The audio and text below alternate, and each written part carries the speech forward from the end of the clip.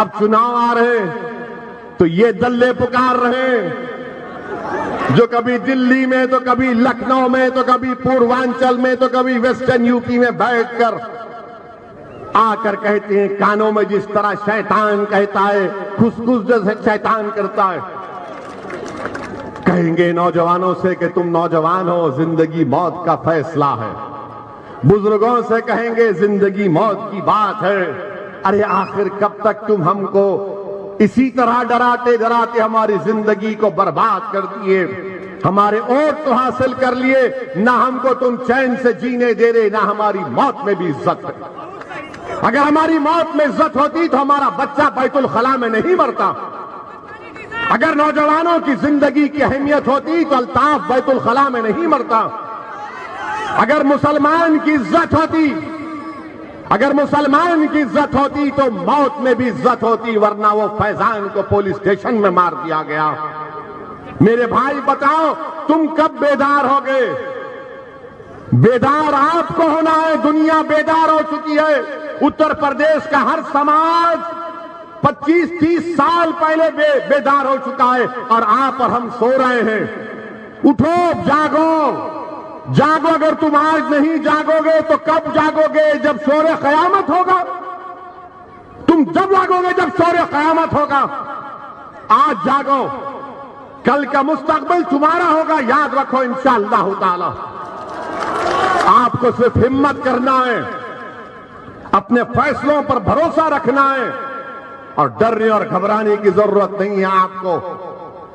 जीना और मरना तो अल्लाह के हाथ में है। अगर जब मैं इस दुनिया में पैदा हुआ तो जिस दिन मैं पैदा हुआ मेरे कान में अज़ान दी जाती है। देते नहीं देते कान में अज़ान? उसका मतलब क्या है? उसका मतलब क्या है बताओ? जब मुसलमान पैदा होता है, चाहे बेटा या बेटी, तो पहले बुलाया जाता है किसी एक बुजुर्ग को, खानदान के या नेक आदमी को कहा जाता है कि दोनों कान में अज़ान दो। उसका मतलब यह है कि अब तुम्हारी कान में अज़ान दे दी गई, अब कभी भी तुम्हारी मौत हो सकती है और जब तुम्हारी मौत होगी तो कान में नहीं, जनाजा खड़े रहेगा और तुम्हारी नमाज जनाजा पढ़ी जाएगी। तो अपनी जिंदगी तो अल्लाह के हाथ में। मौत तो बरक है, मौत तो बरक है, कोई नहीं बचेगा। असदुद्दीन ओवैसी भी जाएंगे दुनिया से, योगी भी जाएंगे, मोदी भी जाएंगे, अखिलेश भी जाएंगे, सब जाएंगे, सब जाएंगे इस दुनिया से, कोई नहीं बचेगा, सब जाएंगे। मगर जिंदगी का म्यार, जिंदगी तुमने कैसे गुजारी वो देखो। मैं आपसे सिर्फ यही दर्दमंदाना गुजारिश करने आया हूं कि डर डर कर वोट मत दो इन लोगों को, डर डर कर वोट मत दो। ये कुछ नहीं किए, वोट तो ले लिए। बताओ वोट तो ले लिए, हासिल क्या किया? मेरे अजीज दोस्तों और बुजुर्गों, मेरी इज्जतदार मां और बहनों, यहां की विधानसभा में 5 साल पहले समाजवादी पार्टी से जो उम्मीदवार थे गोप साहब, क्या आपने यहां पर जो बीजेपी का विधायक है उसको वोट दिया, समाजवादी के कैंडिडेट को वोट दिया? बताओ, शर्माओ में समाजवादी को दिया ना आपने, दिया ना आपने? तब भी वो 22,000 से कैसे हार गए? कैसे हारे 22,000 से वोट? कैसे हारे 22,000 से वो? और आपको मालूम कि 2012 का जब विधानसभा का चुनाव हुआ तो बीजेपी दूसरे नंबर पर नहीं थी, चौथे नंबर पर थी। यहां पर 2012 से 17 में बीजेपी जीतती है, 22,000 वोट से जीतती है। आप तमाम मुसलमानों ने वोट दिया मगर बीजेपी को नहीं दिया। आपने किसी और को दिया, इस बुनियाद पर दिया कि जिंदगी मौत की बात है, जिंदगी मौत की बात है। आपने दे दिया, झोली भर भर कर दी। उसके बावजूद भी यहां से वो हार गए। क्यों हारे? इसलिए हारे कि समाजवादी पार्टी को दूसरों का वोट नहीं मिला। ये हकीकत है, इससे कोई इनकार नहीं किया जा सकता।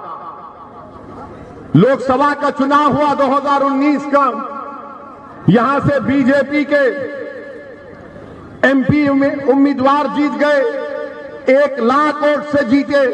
अब बताओ क्या आपने वोट नहीं दिया था? यहां से सपा और बीएसपी का अलायंस था 2019 में, 17 में अखिलेश और राहुल का अलायंस था, 19 में अखिलेश और बहन जी का था, 5 साल पहले विधानसभा में अखिलेश और राहुल का था। जब अखिलेश और राहुल मिले तो 22,000 वोट से हार गए। जब अखिलेश और बहन जी मिले तो यहां से बीजेपी का कैंडिडेट 1 लाख वोट से लोकसभा की सीट पर जीत गया। किसके वोट नहीं मिल रहे इन लोगों को? और आपको क्या है, हम मुसलमान हैं, हमको डालना है। आपके लिए तो ऐसा लग जाता है कि नमाज फर्ज है तो बोलते हैं वोट भी इनको डालना फर्ज है। सेकुलर पार्टियों, नमाज फर्ज है, इनको वोट डालना फर्ज नहीं है। उनको वोट डालो जो तुम्हारे लिए लड़ेंगे, जो तुम्हारे मसाइल को उठाएंगे, तुम्हारे बच्चों के स्कूल का मुतालबा करेंगे, जो तुम्हारी तरक्की की बात करेंगे। ये लोग सिर्फ वोट लेते और उसके बाद गायब हो जाते। अब जब मजलिस आकर इलेक्शन लड़ रही है तो हम पर इल्जामात की बौछार लगा दी जाती है। हम पर क्या क्या इल्जाम नहीं लगाते, मगर हमको उसकी फिक्र नहीं है। मैं आपसे सिर्फ यही गुजारिश करने आया हूं कि मुत्तहिद रहिए और अपने वोट का इस्तेमाल करिए। मेरे अजीज दोस्तों और बुजुर्गों, हमारा उत्तर प्रदेश में पहला काम और मिशन यह है कि बीजेपी की सरकार दोबारा उत्तर प्रदेश में ना बने और बाबा मुख्यमंत्री ना बने, बल्कि बाबा गोरखपुर में जाकर मठ में बैठ जाए। कोशिश है। और दूसरी हमारी कोशिश यह है कि जहां मजलिस का उम्मीदवार होगा वहां पर उसको कामयाब करने के लिए हम पूरी कोशिश करेंगे। आपका साथ, आपकी दुआओं की जरूरत है। अगर आपका साथ होगा, आपकी दुआएं रहेंगी तो इंशाअल्लाह ताला मजलिस इत्तेहादुल मुस्लिमीन के उम्मीदवार की कामयाबी होगी। हम चाहते हैं कि बाबा दोबारा मुख्यमंत्री ना बने और इंशाअल्लाह ताला हम पूरी कोशिश करेंगे।